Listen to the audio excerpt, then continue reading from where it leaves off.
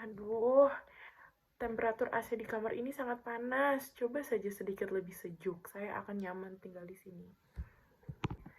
Pelanggan yang pasif biasanya akan diam saja, walaupun mereka sebenarnya memiliki ketidakpuasan. Ini bisa jadi karena mereka tidak mau terlihat menyebalkan, atau mereka pikir perusahaan tidak akan ambil pusing. Bisa juga karena mereka tidak mau repot. Risiko yang didapat dari pelanggan pasif adalah mereka tidak akan loyal dan tidak akan lanjut menggunakan produk atau servis yang ditawarkan. Intinya mereka akan pergi begitu saja, jadi pemilik usaha tidak tahu apa yang salah. Lalu cara untuk memancing opini dari pelanggan pasif adalah dengan cara menghubungi secara pribadi lewat email misalnya, bisa dengan cara mengisi kuesioner atau survei. Beberapa perusahaan bahkan menelpon langsung untuk mengetahui tingkat kepuasan pelanggan. Halo, ini dengan Ibu Devi dari kamar hotel 123. Kenapa kamar saya AC-nya panas sekali ya? Saya minta tolong untuk dibereskan sekarang karena saya tidak nyaman. Pelanggan yang agresif berbeda 180 derajat dari pelanggan pasif. Pelanggan agresif sebisa mungkin untuk menyuarakan kekecewaan mereka. Tipe pelanggan semacam ini biasanya tidak menerima alasan yang mengada-ngada atau jawaban yang terlalu diplomatis, tapi tanpa solusi. Risiko yang bisa didapat dari pelanggan agresif adalah situasi yang memanas. Karena itu pihak customer support harus dalam keadaan tenang menghadapi pelanggan agresif. Ungkapkan rasa terima kasih karena keluhan mereka bisa menjadi kritik membangun ke depannya, lalu berikan solusi terbaik yang mereka butuhkan. Tetap tenang, sopan, dan sabar, serta mendengarkan keluhan mereka adalah cara yang terbaik. Usahakan untuk tidak semakin memperpanas suasana. Saya sudah membayar mahal Presiden Suite di hotel ini dengan harga yang fantastis.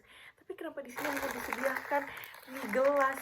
Saya tuh ingin disediakan setidaknya mie instan yang enak atau mahal. Kenapa saya hanya dapat persediaan mie yang murah ini? Besar. Tipe pelanggan ini pasti akan mengharapkan pelayanan pelangganan yang premium. Wajar saja karena mereka sudah membuat transaksi dalam jumlah besar. Biasanya pelanggan tipe ini akan mengajukan keluhan dengan cara yang baik dan punya alasan kuat, walau ada juga yang bersikap agresif.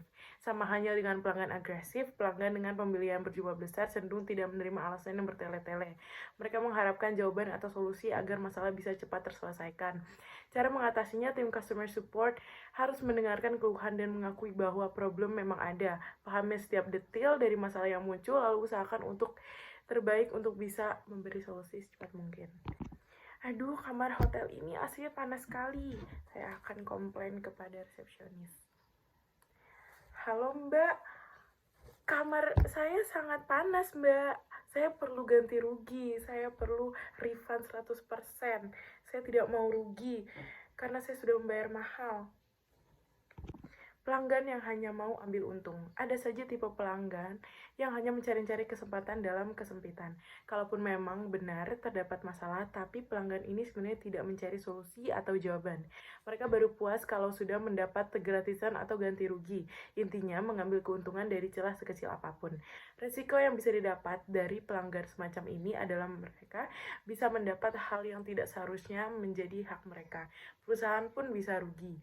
Cara mengatasi pelanggan tipe ini adalah dengan tetap bersikap tenang, respon keluhan secara objektif. Jika pelanggan terus beralasan bahwa solusi yang diberikan tidak baik, maka berikan data-data yang akurat. Data ini akan membantu pemilik usaha dan tim customer support untuk membantu solusi mereka.